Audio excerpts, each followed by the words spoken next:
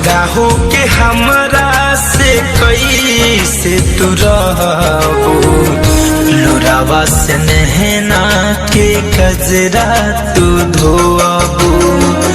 जुदा हो के हमरा से कैसे तू रहबू, लोरावा से नहना के कजरा तू धोबू। सोरहो सिंगार भल के तनो तू करबू, पावेला प्यार हमर बहुते हरबू। जुदा हो के हमरा से कैसे तू रहबू, लोरावा से नहना के कजरा तू धोबू।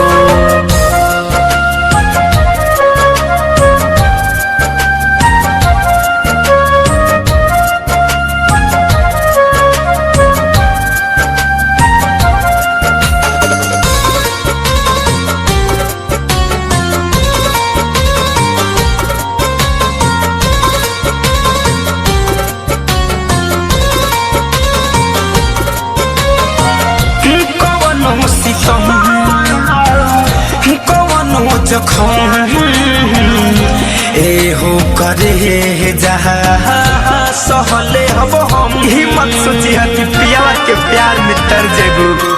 अरे साच कहतनी हे करे जा, हमरा बिना हर के मर जाए। कवनो सितम कवनो जखम, एहो करे जहा सहले हब हम। सुन लागी ससुर में कैसे तू रहबू, लोरावा से नहना के कजरा तू धोबू। जुदा हो के हमरा से कैसे तू रहबू, लोरावा से नहना के कजरा तू धोबू।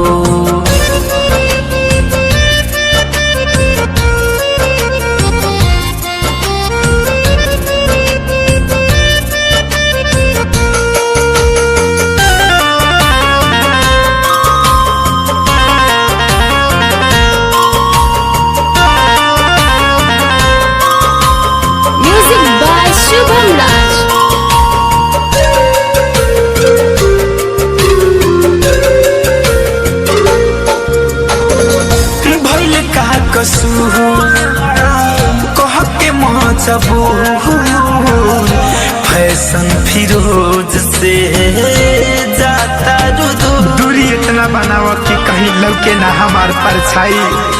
भगवान से दुआ करो कि हम जल्दी मर जाई। भइल का कसूर कह के मजबूर मुकुंद फिरोज से जाता धड़कन धनंजा बिना तू तरसबू, लोरावे से नहना के कजरा तू धोबू। जुदा हो के हमरा से